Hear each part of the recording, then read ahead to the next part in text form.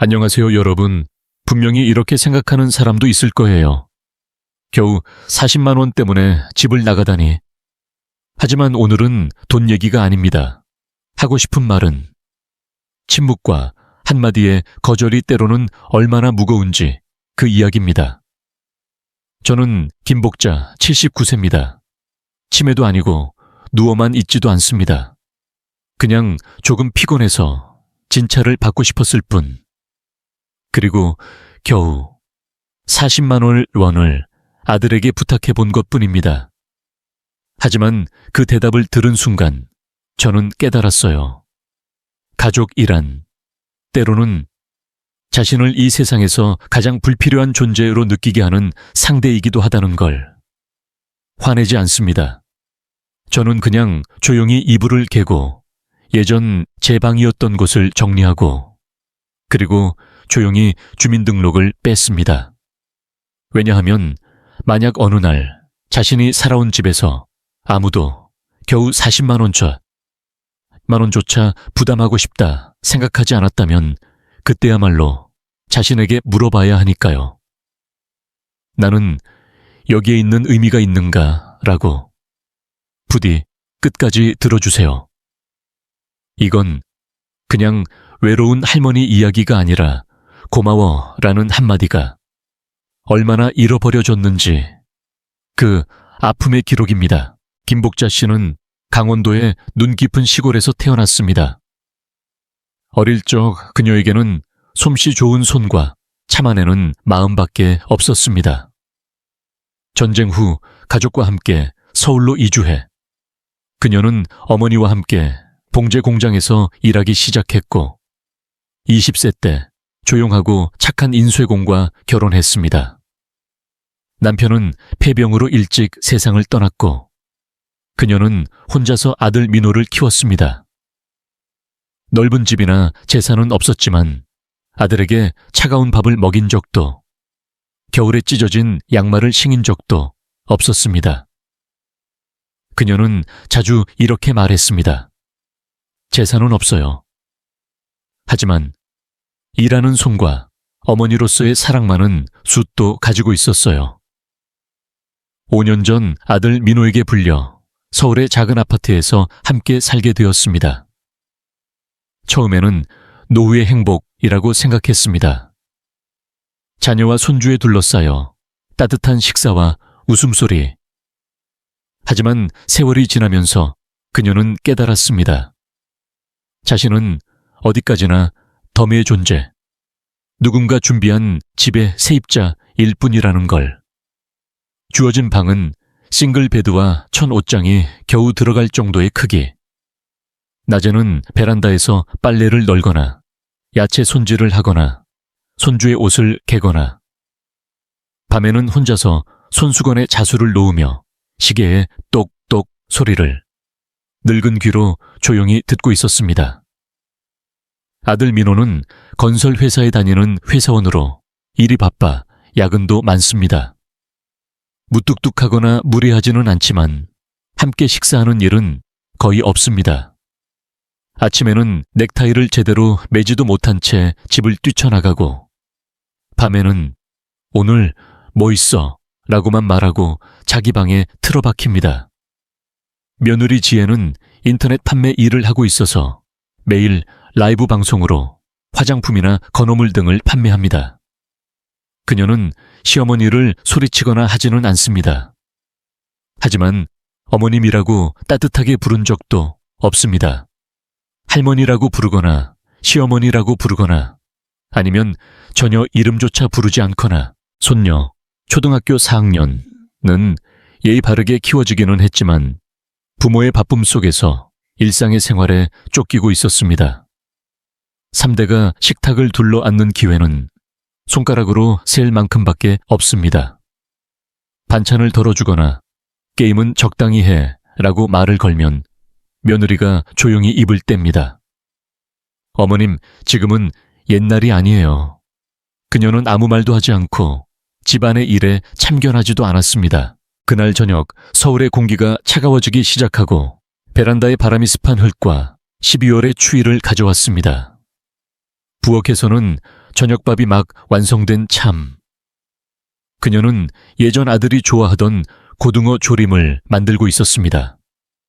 취향을 타는 맛일지도 모르지만 그래도 그날의 미소가 다시 한번 볼 수 있다면 그렇게 바래서 식사가 시작된 지 얼마 안 돼 며느리 지혜가 갑자기 고객으로부터 전화를 받아 방송방으로 들어갔습니다. 아들 민호는 스마트폰을 보며 말없이 먹고 있었습니다. 그때 복자 씨는 천천히 손을 놓고 조용히 이렇게 말을 꺼냈습니다. 민호야, 조금 몸이 안 좋아서 말야. 다음 주 건강검진을 받으려고 해. 비용이 40만 원 정도 든다는데 가능하면 조금 빌려줄 수 없을까? 그건 겨우 한마디로 들릴지도 모릅니다. 하지만 그 뒤에는 어머니로서의 마지막 자존심이 담겨 있었습니다. 예전 결혼 반지를 팔아서까지 초등학교 3학년 아들에게 겨울 코트를 사줬던 그 어머니의 최종적인 부탁이었습니다. 순간 부엌의 공기가 멈췄습니다. 지혜는 등을 돌린 채 스마트폰을 향해 말합니다. 미백 케어 세트예요. 지금만의 초특가. 민호는 쓰게 웃으며 이렇게 대답했습니다. 엄마, 이번 달 좀 지출이 많아서 연말 정산도 있고 학비도 겹쳐서 꼭 필요하다면 다음 달에 할까? 그녀는 아들의 얼굴을 봤습니다. 눈은 변함없지만 목소리는 마루대 어디 먼 타인의 것처럼 느껴졌습니다. 그녀는 그냥 작게 고개를 끄덕였습니다. 알았어. 겨우 3글자. 연기처럼 가볍지만 그녀의 마음에서는 막 피어난 빛이 훅 하고 꺼진 소리가 났습니다. 복자 씨는 조용히 일어나 설거지를 시작했습니다. 차가운 물 속에서 손이 떨립니다. 하지만 더 차가웠던 건 방금 들은 그 대답이었어요. 그날 밤 부엌을 치운 후 복자 씨는 자기 방으로 돌아갔습니다. 희미한 상등이 벽에 비추는 건 80년 가까이 살아온 한 여성의 마른 등입니다. 잠을 이룰 수 없었습니다. 천장을 바라보다가 서랍 안에 넣어둔 한 장의 오래된 사진을 꺼냈습니다. 거기에는 어린 민호를 아는 그녀의 모습, 아직 6살이었던 아들과 유치원 문 앞에서 찍은 것. 그녀는 생각했습니다. 40만 원쯤. 가족 모두가 외식하면 바로 사라질 금액. 손주에게 새 옷을 사면 그 정도는 될 거예요. 며느리가 라이브 방송용 기기를 하나 사는데도 딱 그 정도. 하지만 그건 늙은 어머니가 병원에 가고 싶다고 바랐을 때 눈앞에서 조용히 고개를 젓는 무게이기도 했습니다. 화내지 않습니다. 오래 슬퍼하지도 않았습니다. 그냥 깨달았어요. 나는 이미 여기에 충분히 머물렀다고. 슬슬 자신의 이름을 이 집에서 빼낼 때가 왔다고. 그녀는 낡은 옷장의 서랍에서 한 권의 호적 등본을 꺼냈습니다. 표지는 갈색으로 누렇게 변해 있고 거기에는 지금은 세상을 떠난 남편이 생전에 정성스럽게 쓴 파란 잉크 글씨가 남아 있었습니다. 남편이 세상을 떠난 지 15년. 그녀는 이 호적 등본을 아들에게 맡겼지만 줏도 그 위치를 기억하고 있었습니다. 손이 떨렸습니다. 추위 때문이 아닙니다. 그건 마지막 연결을 스스로 끊는 듯한 감각이었으니까요. 페이지를 넘기니 그녀의 이름이 민호 아래에 조용히 나란히 적혀 있었습니다. 그 이름은 굶주림에 시달리던 시대, 작은 진료소에서 태어난 아기, 그녀가 목숨 걸어 낳은 그 아이 옆에 수십 년 동안 적혀 왔습니다. 그 아래에는 손주의 이름, 슈퍼에서 세일할 때만 사줬던 과자의 추억이 조용히 겹칩니다. 그녀는 볼펜을 쥐고 흰 신청서에 쓰기 시작했습니다. 저는 김복자, 1946년생. 현재 서울특별시 XX구에 거주하고 있습니다. 이번에 개인적인 이유로 호적에서의 자발적인 제적을 신청합니다. 이주지는 없습니다. 누구의 집으로 옮길 생각도 없습니다. 누구의 부담도 되고 싶지 않습니다. 찾아주실 필요 없습니다. 글씨는 읽기 쉽고 정갈했습니다. 늙은 손이 아니라 오랜 침묵 속에서 마침내 키워진 각오가 그 글씨를 옮긴 거예요. 다음 날 아침, 아들 며느리의 스마트폰에서 들리는 알람 소리가 울리기 전에 그녀는 눈을 떴습니다. 이불을 개고 어젯밤 완성한 자수 손수건을 베개 위에 정성스럽게 놓습니다. 테이블에는 아직 따뜻한 차가 든 포트, 그 옆에 메모지 한 장. 잠깐 나갔다 올게. 걱정 마. 이름은 적지 않았습니다. 이 집에서는 누구도 제대로 읽지 않을 걸 알았으니까요. 그녀는 예전 며느리에게 노숙자 같아 라고 들었던 저 회색 코트를 걸치고 태가 벗겨진 신발을 신었습니다. 서류와 신분증을 넣은 종이봉투를 들고 새벽 버스 정류장으로 향했습니다. 거리는 겨울의 입구. 차가운 바람이 목덜미를 스치고 그녀의 등을 밀어줍니다. 주위는 이어폰을 낀 젊은이들, 스마트폰과 커피를 쥔 바쁜 듯한 사람들, 아무도 종이봉투를 쥔 노파의 존재를 알아채지 않았습니다. 그녀는 조용히 구청의 호적 창구로 향합니다. 서류를 정리하던 여성 직원이 얼굴을 들고 복자 씨가 인사하는 걸 보고 부드럽게 물었습니다. 안녕하세요. 무슨 일로 오셨나요? 죄송합니다. 호적에서 제적 절차를 부탁드리고 싶어서. 이주지가 있으시면 전출 신고를 작성해야 하는데. 그녀는 고개를 저었습니다. 아니요. 어디로도 옮기지 않습니다. 저는 그냥 이 호적에서 이름을 빼고 싶을 뿐이에요. 직원은 조금 놀란 표정으로 다시 확인합니다. 새로운 주소 등록이 없다는 거네요. 실례지만 이런 경우는 매우 드물어서. 네. 새로운 거처는 없습니다. 그리고 누구에게도 연락하지 말아주세요. 창구의 여성 직원은 문득 손을 멈췄습니다. 절차 내용에 놀란 게 아니라 노파의 시선에 원한도, 화도, 두려움도 없고 그냥 조용하고 아플 만큼 온화한 눈빛에 잠시 침묵 후 그녀는 표준 신청서를 건네고 뒷방의 개별실로 안내했습니다. 방의 공기는 무겁게 가라앉은 채 움직이지 않았습니다. 여성 직원은 서류에 눈을 떨구고 그 한 줄에 문득 숨을 삼켰습니다. 이유란에 쓰인 건 겨우 한 줄. 내가 어디에 있는지 알려줄 상대는 더 이상 없습니다. 잠시 침묵 후 주사목을 찍은 도장이 조용히 용지에 찍혔습니다. 쿵. 그 소리는 마치 가족과 더 이상 가족이 아닌 사람, 과의 마지막 경계선을 긋는 듯한 마른 울림이었습니다.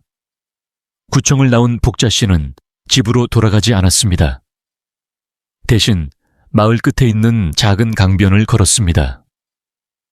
그 근처에는 예전 아들 민호와 자주 산책하던 작은 공원이 있던 곳, 지금은 완전히 변해버려 공원은 주차장이 되고 벤치도 철거되고 잔디밭은 황폐해졌습니다. 하지만 그녀의 기억 속은 아무것도 변하지 않았습니다. 그녀는 멈춰 서서 천천히 흐르는 강수면을 바라봤습니다. 한 장의 붉은 잎이 뒤 조용히 떠내려갑니다. 마루대 자신처럼. 만약 내가 호적에서 그 집에서 사라져도 누가 알아채줄까? 아니면 전기요금 자동이체가 멈췄을 때 처음으로 할머니 없어졌구나 하고 기억나는 걸까? 그날 낮 지혜는 평소처럼 라이브 방송을 하고 있었습니다. 민호는 회사로, 집 안은 언제나처럼 고요에 쌓여 있었습니다. 아무도 복자 씨가 그날 돌아오지 않은 걸 알아채지 않았습니다. 밤이 되고 민호가 귀가해서 집 안에 소리를 쳤습니다. 엄마, 집에 있어? 대답이 없습니다. 지혜는 눈살을 찌푸리며 말했습니다. 아침부터 나간 것 같아. 메모는 있었지만 어디 갔는지는 안 썼어. 거실에서는 손녀가 게임을 하고 있었습니다. 문득 얼굴을 들고 어머니에게 물었습니다.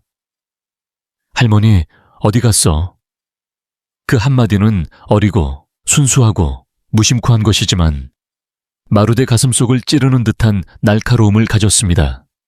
지혜는 말을 잃고 민호는 등골에 차가운 걸 느낀 순간 처음으로 숨을 삼켰습니다. 아무도 몰랐습니다.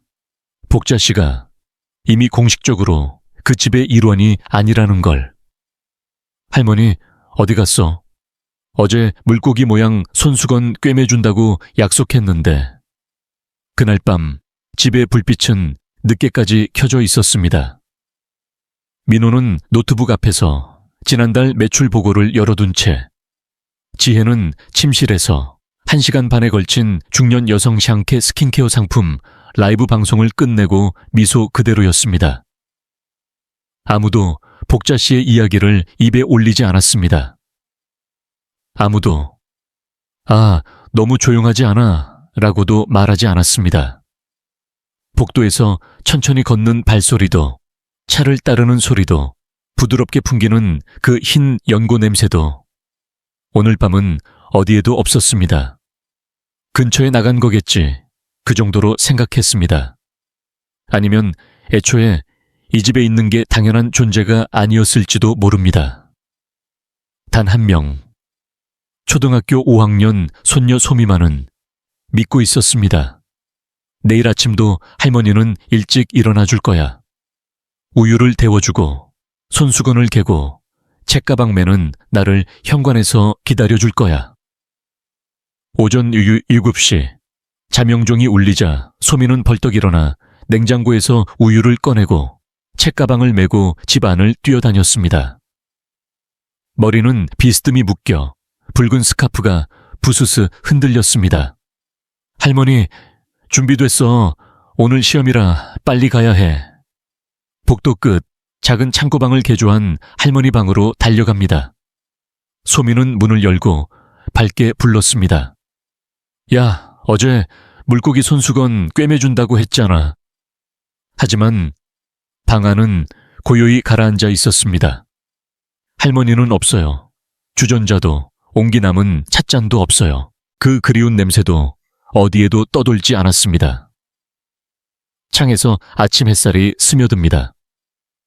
침대는 제대로 개어져 있죠. 그 위에 회색 스웨터가 정성스럽게 개어 놓여 있었습니다. 그 스웨터에는 작은 종이 조각이 안전핀으로 고정되어 있었습니다. 소미는 고개를 갸웃하며 그것을 집어들고 읽습니다. 엄마, 이거 할머니 거야. 지혜가 거실에서 나왔습니다. 립스틱을 손에 쥐고 아직 한쪽 뺨에 파운데이션이 남아 있습니다. 맨발로 마루를 걸어 딸 손에서 종이를 받았습니다. 거기에는 또렷한 필체로 떨림도 망설임도 없는 말이 적혀 있었습니다. 나는 원망하지 않습니다. 그냥 조금 오래 살아버린 걸 사과할게요. 겨우 한 줄. 하지만 그 한 줄이 읽은 사람의 혈기를 순식간에 앗아갔습니다. 지혜의 손이 멈췄습니다. 방을 둘러봅니다. 처음으로 깨달았어요. 이 방에는 이미 누군가의 기운이 없어요. 항상 쓰던 찻잔은 비어 뒤집혀 있습니다. 침구 베개에는 머리 자국이 남아있지 않습니다. 작은 옷장 안은 텅 비었습니다.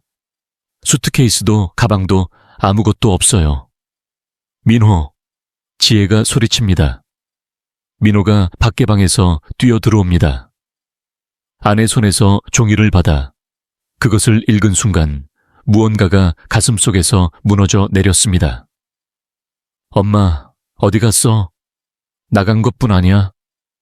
지혜는 작게 고개를 저으며 눈을 내리깔고 말했습니다. 아니야, 어젯밤부터 돌아오지 않았어. 왜 아무 말도 안 했어? 엄마한테 돌아오라고 안 불렀어? 또 사찰에 간 줄 알았어. 밤에 절에 가는 거 자주 있었잖아. 소미가 말했어. 어제 할머니 물고기 모양 손수건 꿰매준다고 약속했다고. 어제는 아직 집에 있었지. 소미는 침대에 앉아 우유팩을 손에 쥔 채 눈을 크게 뜨고 있었습니다. 아직 무슨 일이 일어나는지 이해 못한 모습으로 그냥 반복합니다. 할머니, 내일 손수건 만들어줄게라고 했어. 어제 웃었는데. 아무도 대답하지 않았습니다. 그냥 창틈으로 아침 바람이 들어왔습니다.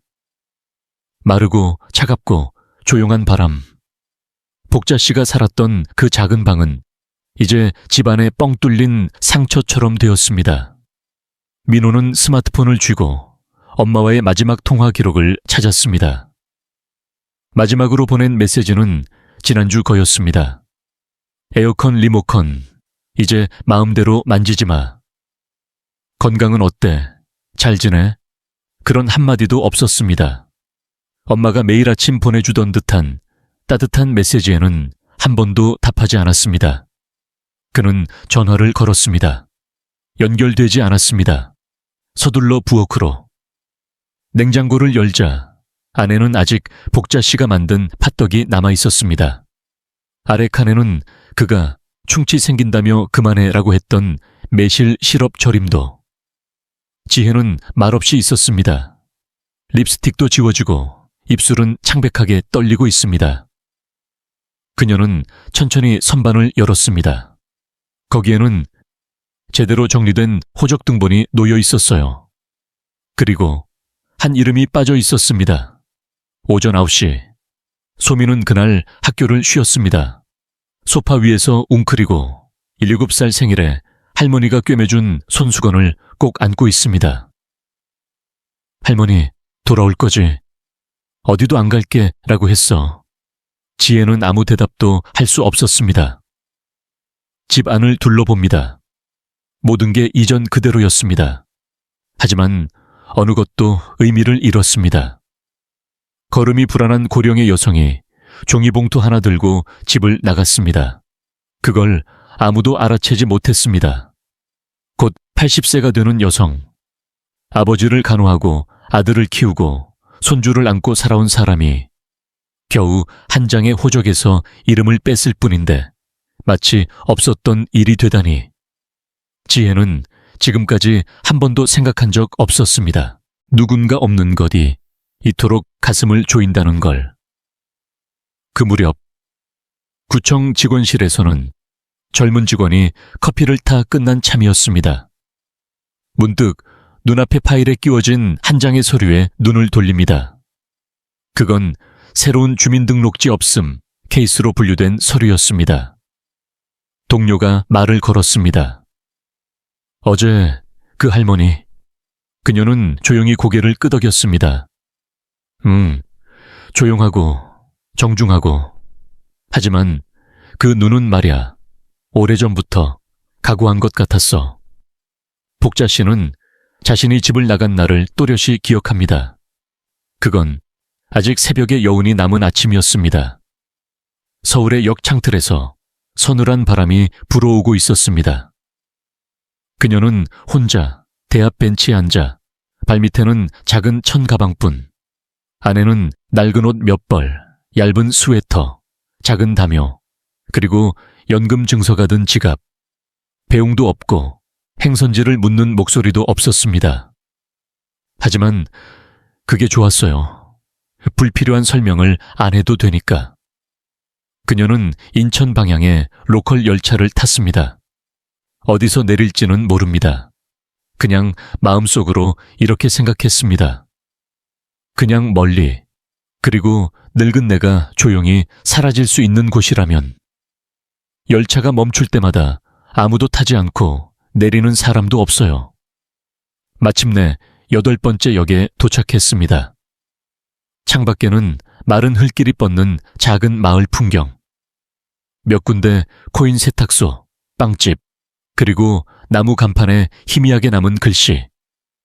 백주 민박 고령자 환영 세대주 등록 불필요. 망설이지 않고 그녀는 그 역에서 내렸습니다. 민박주인 아주머니는 복자 씨보다 조금 나이 많은 부인. 발걸음은 불안하지만 눈에는 아직 강한 의지가 느껴졌습니다. 그녀는 사정도 묻지 않고 가방을 힐끔 보며 말했습니다. 2층 방, 난방은 없지만 깨끗해요. 복자 씨는 고개를 숙여 인사했습니다. 그리고 거기서 새로운 생활이 시작된 거예요. 작아도 창 있는 방. 아침 낡은 커튼을 통해 빛이 비스듬히 스며들어 나무 침대에 무늬를 그립니다. 밤이 되면 산에서 바람이 불어와 그녀를 수년 전 시골 시대로 데려갑니다. 그때 남편이 숯불 앞에서 손을 녹이던 날들을 첫날은 역 근처 작은 상가거리를 산책했습니다. 판지나 빈캔을 치우는 사람들에게 말을 걸어 조금 나누어 받아 귀가. 근처 매입점에 팔면 작은 용돈이 되었습니다. 겨우 수백 원. 하지만 누구에게도 의지하지 않고 번 돈이었어요. 이번 달 좀 빡빡해 엄마 같은 말 안 들어도 돼요. 오후가 되면 역 앞 코인 세탁소에 들릅니다. 가게 주인 아주머니는 아들 며느리보다 훨씬 젊은 여성이었지만 잠시 복자 씨를 보고 나서 입을 열었습니다. 할머니, 도와주실래요? 수건 개별 접기, 시간제로 좋으니 급여는 적지만 집안에서 일하고 따뜻해요. 복자 씨는 즉시 고개를 끄덕였습니다. 돈 때문이 아니라 누군가에게 도움이 된다 실감하고 싶었어요. 처음 수건 한 다발을 접고 끝냈을 때 그녀는 찬사의 소리를 들었습니다. 와와, 잘하시네. 마치 경력자 같아. 복자 씨는 부끄러워하며 웃으며 조용히 고개를 숙였습니다. 하지만 마음속은 살짝 따뜻해서 옛날에는 부엌에서 요리해도 누구도 감사하지 않고 빨래해도 누구도 알아채지 않고 하지만 여기서는 접은 수건 한 장이 제대로 가치로 인정받은 거예요. 일상의 리듬에 그녀는 조금씩 익숙해졌습니다. 새벽에 일어나 이불을 개고 물을 끓여 홍차 한 잔, 자전거로 역에 가서 빈 병과 캔을 주우고 점심은 4,000원의 정식, 오후에는 세탁소에서 몇 시간 일하고 밤이 되면 일기에 적습니다. 오늘은 추웠어. 하지만 수건 잘 접내라고 들었으니 마음은 따뜻해. 아무도 그녀의 과거를 묻지 않습니다. 어머니였던 것도 할머니였던 것도 묻지 않습니다. 호적이 없는 이유도 아무도 신경 쓰지 않아요. 그래도 그녀는 가벼워졌다 느꼈습니다. 어느 날 지나가던 소년이 가방을 떨어뜨렸습니다. 그는 바로 달려와 정중히 말을 걸었습니다. 할머니, 괜찮아요. 복자 씨는 그냥 미소 지으며 고개를 끄덕였습니다. 가슴이 뜨거워지는 기분이었어요. 이 아이는 어느 날 어디 누군가의 손주쯤 되는 나이니까요. 하지만 출발의 아침. 물고기 모양 손수건을 약속한 손녀는 그녀의 귀가를 기다리고 있었습니다. 하지만 이미 복자 씨는 없었습니다. 그녀는 돌려줄 수 없었어요. 겨우 한 장의 메모를 남기고 엄마를 탓하지 마. 그냥 미안, 조금 오래 살아버렸어. 또 다른 날 세탁소 주인 아주머니가 물었습니다. 전 직업은 뭐 하셨어요? 복자 씨는 조금 침묵하다가 부드럽게 대답했습니다. 옛날에는 어머니 일을 했어요. 하지만 이제 안 해요. 아주머니는 말없이 홍차를 타주었습니다. 겹쳐진 흰 수건 앞에서 두 사람은 조용히 시간을 공유했습니다. 사람들은 종종 착각합니다. 노인에게는 집, 돈, 의료가 필요하다고. 하지만 그녀가 정말 원했던 건 의미 있는 사람으로서의 존재. 그냥 낡은 가구 같은 취급이 아니라 이전 집에서는 그녀는 그런 존재였습니다. 하지만 여기서는 수건을 접는 손이 떨려도 낡은 스웨터를 입어도 그녀는 아직 살아갈 가치 있는 사람이라고 느껴졌습니다. 앞으로 얼마나 살 수 있을지는 모릅니다. 하지만 누군가 한마디 할머니 잘하시네 라고 칭찬해 줄 때마다 그녀는 미소 짓습니다. 그건 그냥 칭찬받아서가 아니라 그녀 스스로가 아직 가치 있는 존재임을 확신할 수 있으니까요. 그 아침 손주가 할머니는 어디? 라고 물은 그 순간부터 집안은 이상한 고요에 쌓였습니다. 아무도 말다툼하지 않아요. 아무도 학교 갈래라고 이름을 부르지 않아요. 아침 채소를 씻는 물소리도, 부엌에 울리는 천천히 한 발소리도 더 이상 들리지 않아요. 그냥 정막. 마루대 누군가 이 집의 중심축을 조용히 빼내버린 듯한, 목숨이 통하지 않는 텅 빈 나무 틀만 남은 듯한 감각이었어요. 며느리 지혜는 부엌에서 당황하고 있었습니다. 동거를 시작한 지 10년 이상, 시어머니 복자 씨 없이 아침밥을 만드는 건 이게 처음이었어요. 냉장고 안에 채소는 시들어 있었습니다. 어디를 잘라내야 할지 모르겠어요. 너무 구운 고등어는 껍질이 타서 그물에 붙은 채. 밥도 물컹거려요. 언제나처럼 제대로 씻지 않았으니까요. 식탁에 요리를 놓고 시계를 보니 이미 평소보다 10분도 늦었어요. 초등학생 아들 준호는 의자에 앉자 젓가락을 쥔 채 잠시 말없이 접시를 바라보고 있었습니다. 이윽고 작은 목소리로 중얼거렸습니다. 엄마 밥 할머니 거보다 맛없어. 지혜는 손을 멈췄습니다. 탓하는 게 아니었어요. 그냥 생각한 대로 입에 올린 것뿐. 하지만 그게 그녀의 가슴에 찔렀어요. 지금까지 시어머니 복자 씨의 방식에 일일이 참견했습니다. 양념이 짜다거나 수건 접는 게 너무 세밀하다거나 아침 일찍 부엌불을 켜는 게 과하다거나. 하지만 막상 그것이 사라져보니 그 당연함이 얼마나 집을 지탱했는지 깨달았어요. 그날 낮 준호를 학교에서 데려온 후 지혜는 복자 씨의 방에 들어갔습니다. 원래 창고였던 그 작은 방은 이제 고요히 가라앉아 있었습니다. 개어진 이불도 얇은 담요도 더 이상 없어요. 작은 옷장 안은 텅 비었어요. 베개 위에는 항상 복자 씨가 입던 회색 스웨터만 제대로 개어 놓여 있었습니다. 그 옆에는 어제 아침 읽고 바로 개어 주머니에 넣었던 저 종이 조각. 엄마는 탓하지 않아요. 그냥 조금 오래 머문 걸 미안해요. 지혜는 숨이 답답해져 창을 열고 심호흡했습니다. 그리고 아무 말 없이 부엌으로 내려갔습니다. 그날 밤 복자 씨의 아들 민호는 평소보다 늦게 귀가했습니다. 오늘 일에 특별한 건 없었어요. 그래도 아침부터 어머니가 왜 주민등록을 뺐는지, 왜 아무 말 없이 나갔는지, 그리고 왜 자신은 오늘까지 그 변화를 알아채지 못했는지 머릿속에서 떠나지 않았어요. 그는 스마트폰을 쥐고 어머니에게 전화하려 했습니다. 하지만 깨달았어요. 이미 연락은 끊어졌어요. სიმ도 없고 주소도 없고 남은 건 겨우 한마디, 조금 오래 존재한 것뿐. 미안해요. 저녁 식사 때 준호가 중얼거렸습니다. 할머니 수건 엄청 예쁘게 접었지. 지금 건 엉망이야. 민호는 얼굴을 들고 식탁의 테이블볼을 봅니다. 항상 복자 씨가 정성스럽게 접던 그 천은 지금은 비뚤어져 어긋나 있었어요. 그는 일어나 어머니 방으로 향했습니다. 옷장을 열어보니 몇 가지 낡은 서류가 남아 있었습니다. 전기요금 영수증, 재진 안내. 그리고 그의 손이 멈춘 건 누런 흰 봉투였어요. 안에는 작년 가을에 받은 건강검진 결과 용지가 들어 있었습니다.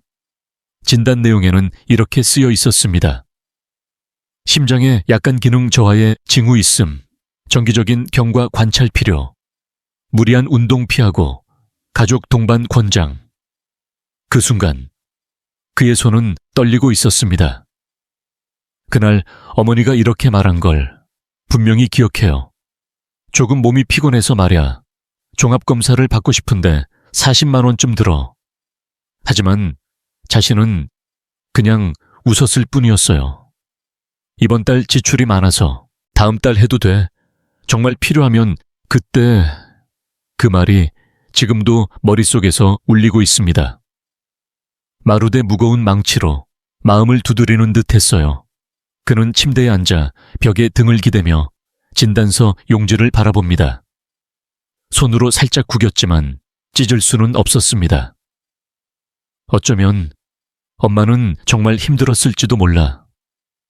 정말 도움을 청한 걸지도 몰라. 자신이 너무 무관심했던 걸지도 몰라. 그는 중얼거렸습니다. 하지만 그 목소리를 듣는 사람은 없었습니다.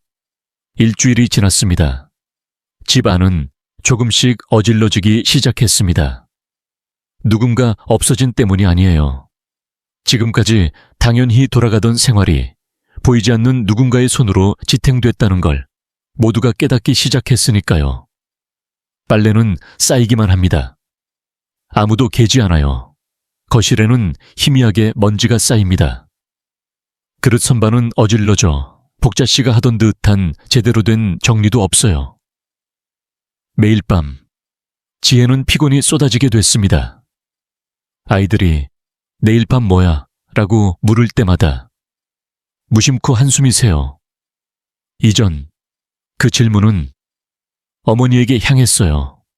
지금은 누구에게 물어도 답할 사람이 없어요. 민호는 최근 일찍 일어나게 됐습니다. 운동 때문이 아니에요. 차가운 부엌이나 아무도 없는 식탁을 멍하니 보며 어머니의 기억을 찾기 위해서였어요. 아침 일찍 물을 끓여주셨죠. 남은 밥을 볶아 밥그릇 옆에 레몬 얇은 조각을 곁들여 주셨죠. 그런 사소하지만 따뜻한 기억.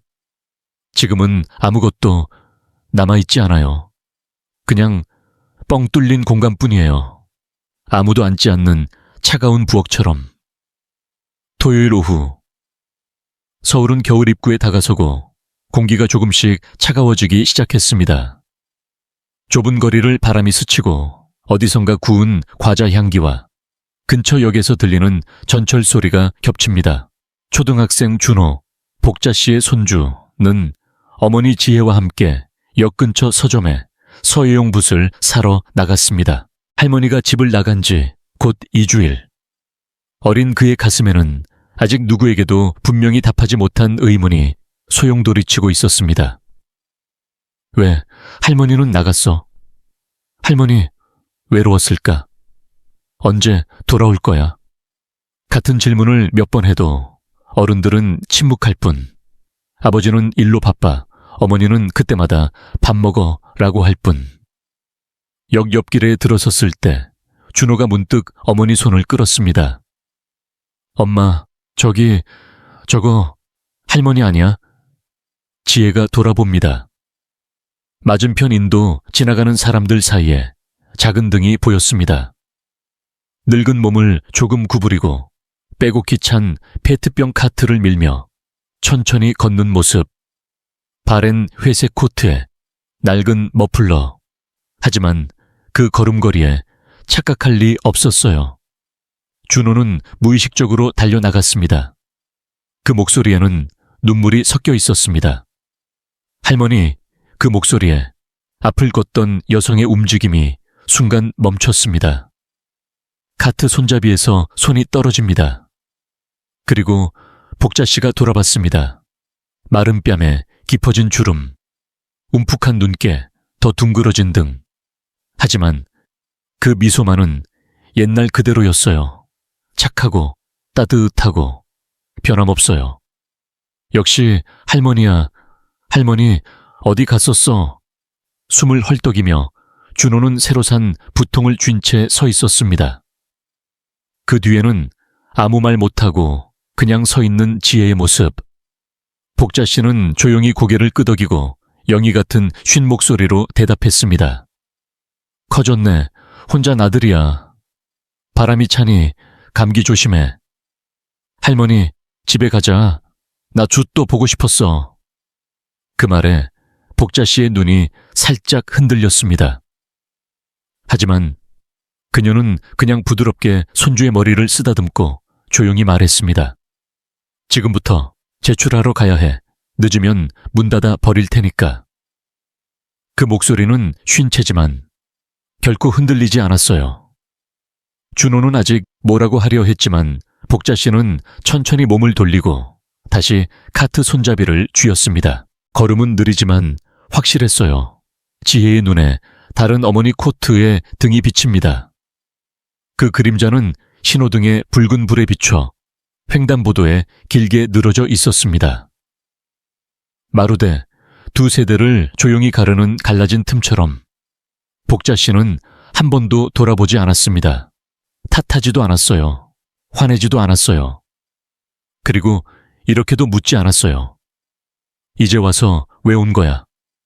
그냥 한번 타인에게 하는 듯한 조용한 인사를 남기고 그날 밤 준호는 저녁을 먹지 않았습니다. 할머니처럼 손수건 접고 싶어. 엄마는 못하잖아. 지혜는 조용히 앉아 조용히 한 장의 손수건을 꺼냈습니다. 예전 시어머니에게 접는 법을 배운 천. 하지만 손이 떨려 잘 안 돼요. 뚝뚝 하고 눈물이 천에 스며듭니다. 그 모습을 보고 민호는 아무 말 없이 방에 들어왔습니다. 그리고 어머니 방 서랍을 열고 조용히 한 권의 노트를 꺼냅니다. 어머니가 매일 조용히 적던 일기장이었어요. 노트의 마지막 페이지에는 휘갈겨 쓴 글이 남아 있었습니다. 내일은 추워질 거래. 더 일찍 역에 가서 빈 캔 많이 주워야지. 한 캔에 1원이라도 스스로 벌면 마지막 날들을 누구에게도 고개 숙이지 않고 살 수 있어. 민호는 노트를 조용히 닫고 벽에 기대었습니다. 이미 늦었다는 건 알았어요. 기회가 없었던 건 아니에요. 그냥 슬픔이란 긴 침묵 속에 쌓이면 누가 소리치지 않아도 돼요. 그냥 등을 돌리는 것만으로 모든 게 전해져 버려요. 3월, 서울의 거리 모퉁이에서는 매화가 피기 시작했습니다. 그러나 작은 아파트의 차가운 부엌에 한 통의 전화벨이 울렸습니다. 그 소리는 더욱 공허함을 깊게 합니다. 지혜가 수화기를 들자 늙은 여성의 쉰 목소리가 들렸습니다. 죄송합니다. 김복자 씨 댁인가요? 백주 민박 주인인데 복자 씨가 돌아가셨어요. 그건 비의 밤일이었습니다. 민박의 창에서 바람이 불어들어 얇은 커튼을 흔들고 있었습니다. 그날 밤도 복자 씨는 평소처럼 일찍 방으로 돌아갔습니다. 세탁소에서 마지막 손수건을 접고 끝내 차 한 잔 타서 책상에 앉았습니다. 창 옆에는 아직 내지 않은 재활용 봉투, 책상 위에는 뚜껑 벗긴 볼펜. 다음 날 아침 민박 주인 아주머니가 이상함을 알아챘습니다. 평소라면 내려올 시간에 모습이 보이지 않아요.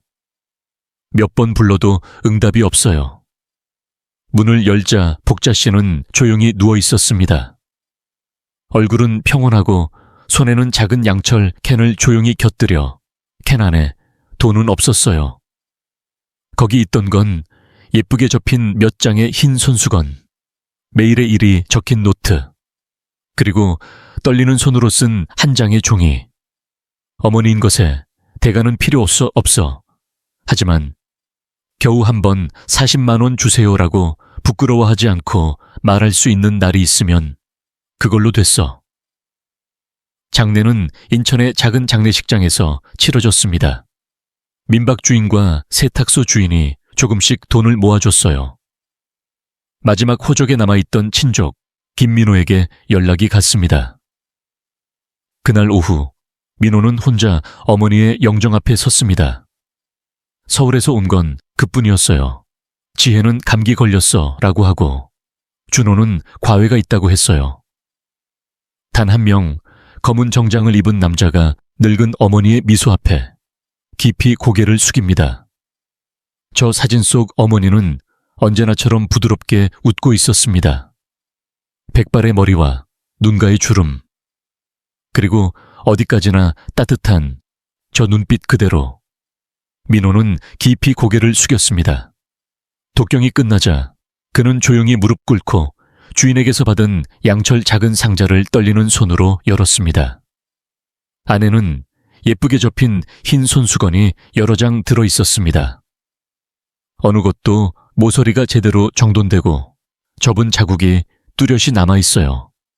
아마 팔 생각이었을지도 몰라요. 아니면 자신에게 들려주기 위해 나는 아직 누군가의 도움이 돼 라고. 그 손수건 아래에 낡은 봉투가 있었습니다.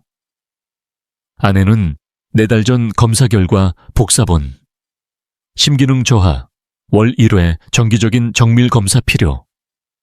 민호는 그 종이를 놓아 바닥에 떨어뜨렸습니다. 그리고 울음이 터졌습니다. 어머니를 잃어서가 아니에요.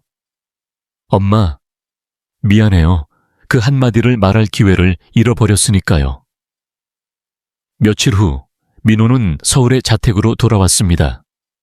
어머니 방을 치우며 추억의 물건을 찾던 그는 낡은 서랍 속에서 국화꽃이 자수된 손수건을 발견했습니다. 젊을 때 어머니가 소중히 하던 것 같아요. 그 안에 작은 사진 한 장이 접혀 있었습니다. 어린 준호가 할머니 무릎에 앉아 웃고 있어요. 뒷면에는 가는 글씨로 이렇게 쓰여 있었습니다. 이 아이가 있으니까 나는 아직 살고 싶다고 생각했어. 그날 밤 몇 달 만에 민호는 스스로 저녁을 만들었습니다. 어머니가 항상 앉던 자리에 젓가락을 조용히 놓았습니다. 거기에는 이미 아무도 없어요. 준호는 삶은 채소를 물끄러미 바라봤습니다. 아빠, 할머니는 이제 안 돌아와. 민호는 바로 대답하지 않았습니다. 잠시 후 조용히 이렇게 말했습니다. 할머니는 먼 곳으로 갔어. 하지만 네가 기억하는 한 할머니는 여기에 있어. 준호는 고개를 끄덕이고 책상 안에 있던 저 자수 손수건으로 입가를 닦았습니다. 그건 복자가 마지막으로 남긴 거였어요. 그날 밤 3사람은 거의 말을 주고받지 않았습니다. 하지만 그 차가웠던 부엌에는 확실히 무언가가 변하기 시작했습니다. 1년 후 인천의 작은 사찰, 한 중년 남성이 매월 참배에 오고 있었습니다. 그는 꽃을 가져오지 않았어요. 그냥 양철 작은 상자 하나. 안에는 제대로 접힌 몇 장의 흰 손수건. 그는 손을 모으고 조용히 중얼거렸습니다. 엄마, 이제 와서지만 미안해요. 적어도 이 말을 전하게 해주세요. 그렇지 않으면 나는 나 자신을 용서할 수 없어. 화면이 천천히 어두워집니다. 그리고 검은 배경에 떠오르는 글씨, 아무것도 바라지 않았던 어머니들. 하지만 그녀들이 없어진 때 비로소 깨닫는 거야. 겨우 한마디의 미안해요가 평생 늦을 수도 있다는 걸.